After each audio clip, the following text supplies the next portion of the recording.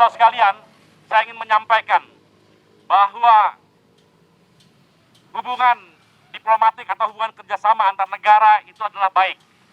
Namun harus terjadi kesetaraan. Dan kita tahu bahwa sejak pemerintahan Megawati 2001-2003 yang lalu, ketika kemesraan dengan RRC mulai dibangun, itu terputus karena terjadi pergantian kekuasaan kepada Presiden Susilo Bambang Yudhoyono.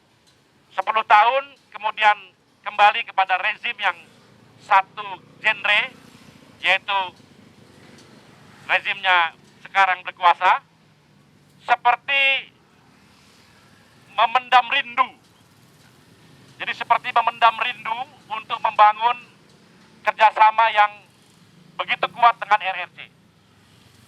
Itu baik-baik saja, asalkan nilai-nilai kedaulatan kita tidak terganggu.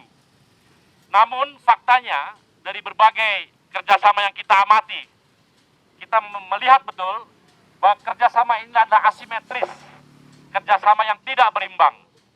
Dengan kata lain, kita lebih banyak menuruti keinginan RRC ketimbang apa yang harusnya kita peroleh dari kerjasama yang lebih baik itu harusnya. Faktanya adalah peraturan-peraturan perundang-undangan dirubah demi investasi dengan RRC. Kita tahu sejak 2015-2016 peraturan tenaga kerja asing dirubah sehingga tenaga kerja asing boleh masuk. Kita tahu juga ada kebijaksanaan bahwa paket investasi dengan RRC, dengan investor dari RRC mengharuskan bahan-bahan modal atau barang-barang komponen yang akan dibangun di Indonesia itu harus dari RRC. Kemudian yang lebih menyakitkan lagi adalah tenaga kerja asing juga dari Cina. Jadi ini adalah satu kerjasama yang sangat tidak seimbang justru dikala kita membutuhkan tenaga kerja. Nah saudara-saudara, dalam bahasa gampangnya RRC ini udah dikasih hati minta ampela, ya, dikasih hati minta jantung, dikasih hati minta remplo. Karena itu kita sebagai bangsa yang merdeka karena merebut kemerdekaan bukan dengan hadiah, kita tidak mau orang udah baik-baik kita berikan banyak dukungan, tiba-tiba mau mengambil jantung kita atau mau mengambil ampela kita. Karena itu kita melawan dan karena itu kita hadir pada hari ini untuk itu. Kita pastikan bahwa tidak ada lagi provokasi-provokasi di laut tanpa udara. Terima kasih, selamat berjuang. Gerakan inilah gerakan mengembalikan dari NKRI mati harga menjadi NKRI harga mati. Kita mengundang kepada semua orang untuk datang beramai-ramai tiap hari, tiap jam kalau perlu. Buktikan ke sini kata-katamu yang begitu sombong bahwa NKRI harga mati. Di depan mata NKRI mati harga. Selamat berjuang, merdeka! Saya akan membacakan sikap aliansi ini, Front Anti Dominasi Asing. Pernyataan sikap Front Anti Dominasi Asing. Dikasih hati minta ampela. Sejak pemerintahan Joko Widodo berkuasa, hubungan RRC terasa sekali sangat menguat. Paket perjanjian kerjasama dengan RRC atau investor dari RRC yang mengharuskan rakyat Republik Indonesia melakukan berbagai kebijakan yang mempermudah masuknya tenaga kerja asing atau TKA, melegalkan diskriminasi dalam pengupahan, pembelian komponen dan barang modal untuk proyek dari RRC. Perlakuan dalam pengupahan,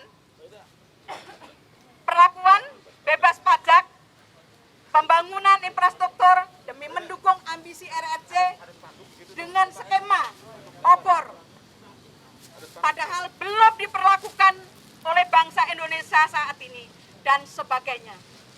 2. Pembentukan Undang-Undang Omnibus Law gamblang telah dinyatakan Mahkamah Konstitusi sebagai inkonstitusional, melanggar Konstitusi Undang-Undang 1945, adalah juga bagian dari adanya kerjasama dengan RRC. Ini karena sebelumnya tidak pernah ada investor dari negara manapun yang meminta peraturan seburuk seperti apa dalam Undang-Undang Omnibus Law. Baik itu dari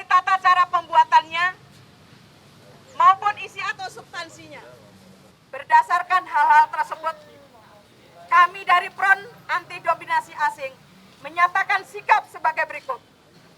1. Hentikan provokasi-provokasi RRC terhadap kedaulatan NKRI di wilayah Laut Natuna Utara. 2.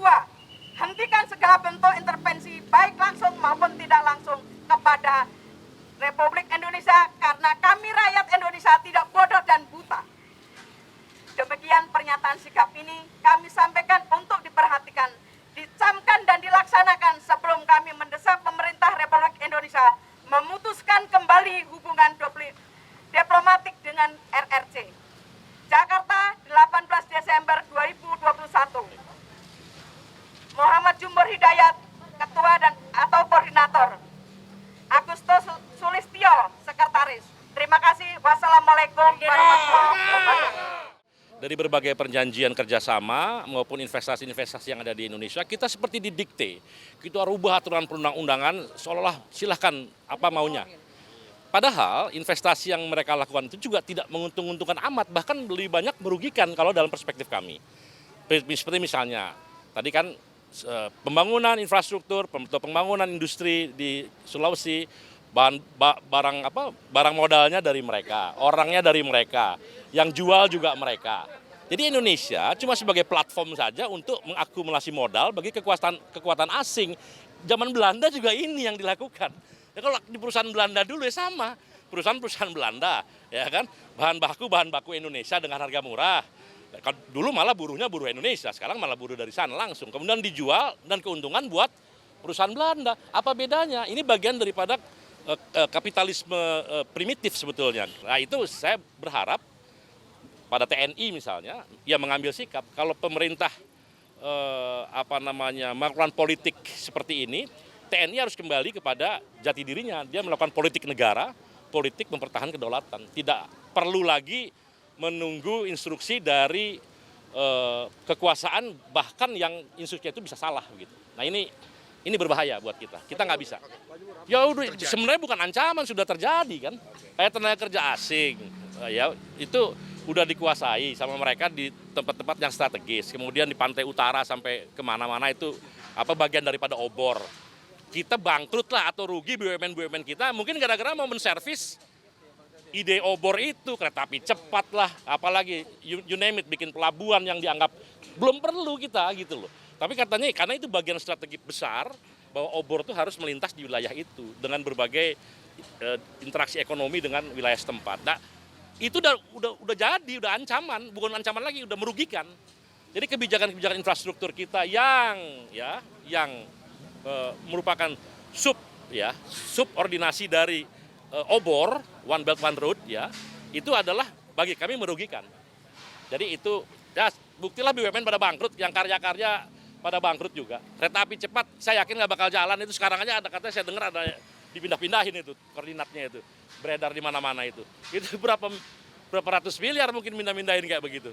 Kira-kira udah. Jadi bukan ancaman ya, sudah terjadi kerugian bagi kerjasama ini.